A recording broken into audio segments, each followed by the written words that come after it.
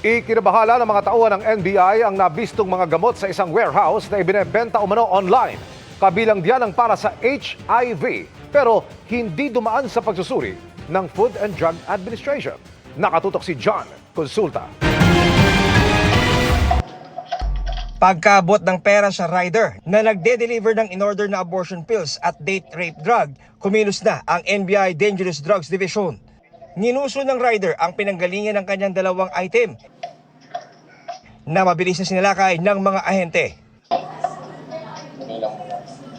Nakita sa warehouse ang ilang mga abortive pill at sex enhancers maging mga sex toy. Binibenta raw ang mga ito ng isang illegal na seller online. Partikular na kinababahala ng NBI ang HIV test kits at HIV meds dahil di raw ito dumaan sa Food and Drug Administration. Ayon sa NBI, lubhang delikado ang mga binibenta sa underground drugstore lalo pat wala raw nakakatiyak sa epekto sa sinumang gagamit nito. Hugas kamay naman ang suspect na supervisor ng warehouse. May sinusundan lang po ako na siya yung pinakang-boss. Chinese po siya, sir. We recommended the filing of charges for violation of the FDA law in relation to the Cyber Act Prevention Act.